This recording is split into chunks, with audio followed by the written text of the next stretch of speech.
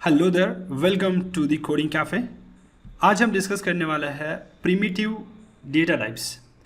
दूसरे non primitive data types होते हैं, लेकिन आज का जो सेशन रहेगा वो स्पेसिफिकली प्रिमिटिव डेटा टाइप्स के ऊपर रहेगा। यहाँ पर जो कोड लिखा हुआ है उसमें हर एक चीज़ जानना इतना इम्पोर्टेंट नहीं है, तो हमें क्या क्या जानने की ज़रूरत है।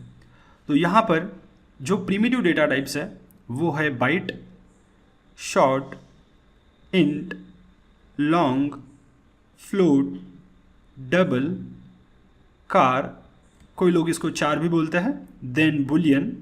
ये सारे हमारे डेटा टाइप्स हैं और हर एक जो एग्जाम्पल रहेगा हमारा, जो भी मैं समझाऊंगा आपको, विदाउट प्रैक्टिकल हम कुछ भी नहीं समझेंगे। हर एक चीज़ हम प्रैक्टिकली देखने की कोशिश करेंगे। नाउ लेट्स अंडरस्टैंड, यहाँ पर ये जो है इसको वेरिएबल बोला जाएगा। ओके, ये जो है इसको वेरिएबल बोला जाएगा और इसको बोला जाएगा डेटा टाइप। ओके, हमारे पास अभी प्रिमिटिव डेटा टाइप्स कौन कौन से हैं? Byte, short, int, long, float, double, char, boolean. Now ये दोनों चीज़ें क्या है, ये लाइन और ये लाइन, तो इनके बारे में अभी हमें जानने की ज़रूरत नहीं है, तो इनको हम स्किप कर देंगे फ़िलहाल के लिए। मतलब हमको लिखना है, लेकिन इन दोनों लाइंस को अभी हम माइंड में नहीं रख रहे हैं, अभी सिर्फ हम ये चीज़ों को डिस्कस कर रहे हैं, राइट। अब जो पहला एग्जाम्पल आता है उसके थ्रू मैं थोड़ा सा और डिटेल में जाऊंगा। मैंने सिर्फ आपको अब इसमें ये बताया है कि byte, short, int, long, float, double, char और बुलियन, ये जो है ये प्रिमिटिव डेटा टाइप्स में आते हैं। बस इतना ही हमको जानना है। अब इसमें हर एक चीज़ याद रखने वाली है क्या? तो ये अपने आप आपको याद होना स्टार्ट हो जाएगा। फिलहाल के लिए इसमें से 2 से 3 चीज़ें याद रखो।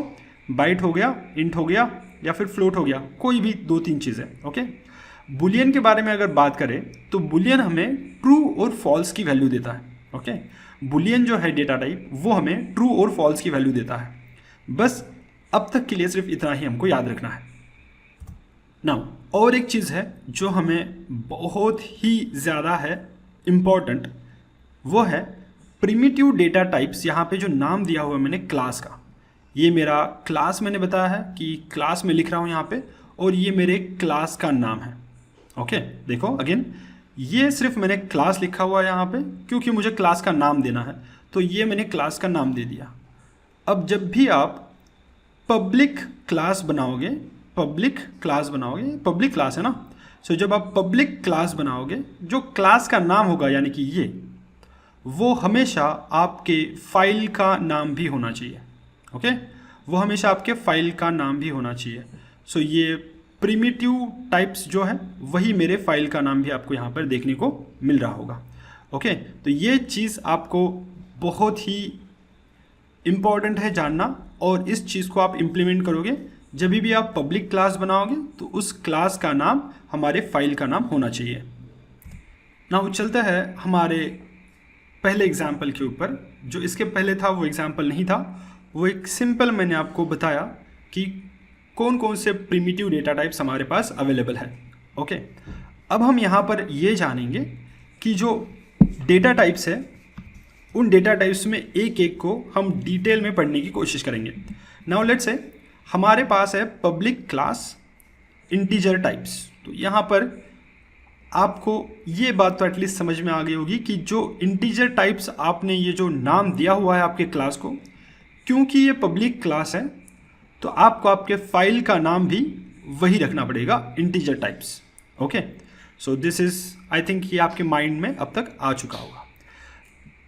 अब देखो, बाइट जो है वो नंबर को स्टोर करता है, वोल नंबर को स्टोर करता है। यहाँ पर बाइट वोल नंबर को स्टोर कर रहा है, तो ये होता है -128 से लेके 127 यानी कि +127 तक, यानी कि ये इतने ही नंबर को स्टोर कर सकता है। ओके, इससे बड़े नंबर को स्टोर नहीं कर सकता। तो फिर अगर बड़े नंबर को स्टोर करना है तो हम इंटीजर का यूज़ करते हैं अगर बड़े नंबर को स्टोर करना है। ओके, इसके पास लार्जर रेंज होती है स्टोर करने के लिए।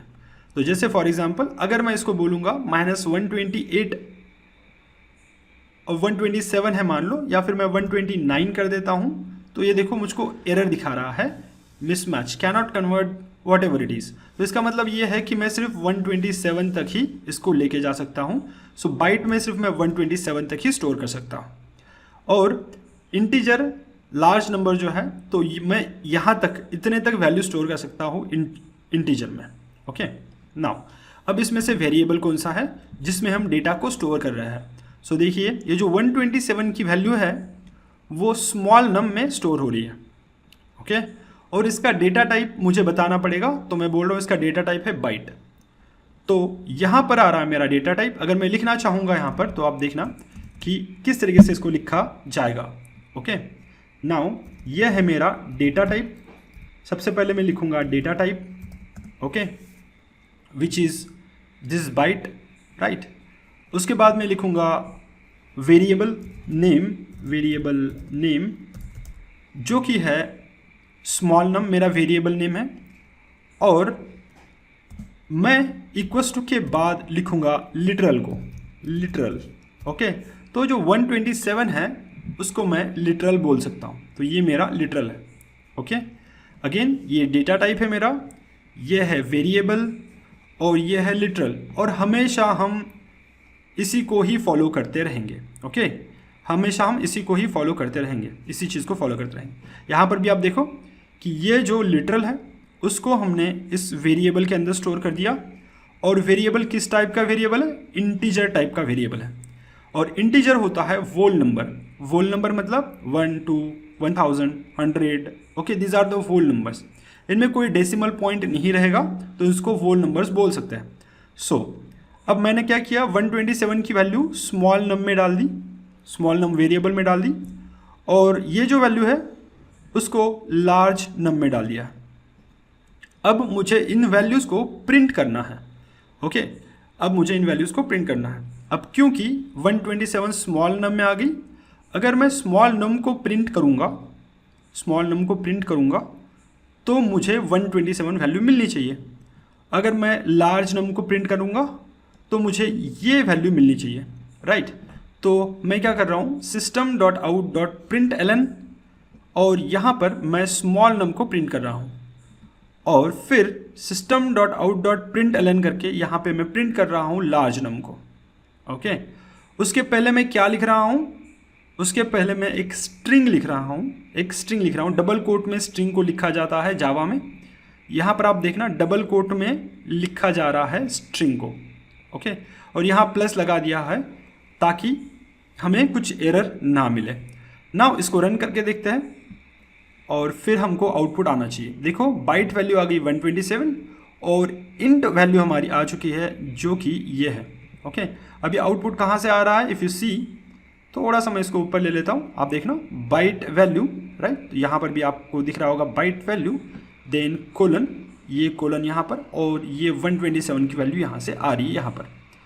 और साथ साथ में system.out.println अगेन यहाँ पर आपको इंट वैल्यू आ रही होगी। यहाँ पर देखना इंट वैल्यू सेम लिखा हुआ है और लार्ज नम की जगह जो हमने वैल्यू स्टोर की थी लार्ज नम में, ये वाली वही वैल्यू आपको यहाँ पर नज़र आ रही होगी क्योंकि इसको हम प्रिंट कर रहे हैं यहाँ पर, राइट। तो हमको वैल्यू सारी मिल गई। आई होप सो कि आज के लेक्चर में आपको ये समझ में आ गया होगा किस तरीके से हम वेरिएबल में वैल्यू को स्टोर करते हैं और उसी वेरिएबल को अगर हम प्रिंट करते हैं तो उस वेरिएबल की वैल्यू हमें मिल जाती है। जैसे कि यहाँ पर हमें उस वेरिएबल की वैल्यू मिली है। हमने दो वेरिएबल्स बनाए थे, ये वाला एक और ये वाला, राइट। जस्ट मिनट, ये स्मॉल नम वाला एक वेरिएबल बनाया था और हमने लार्ज नम वाला जो वेरिएबल बनाया था। अब इन दोनों को जैसे ही हमने प्रिंट किया तो हमको ये वैल्यूज़ प्रिंट होके मिल गई। सो आज के लेक्चर में इतना ही था। हमको सिर्फ ये जानना था कि किस तरीके से हम प्रिंट करते हैं वैल्यूज़ को, और इंटीजर और बाइट को हमको बताना था।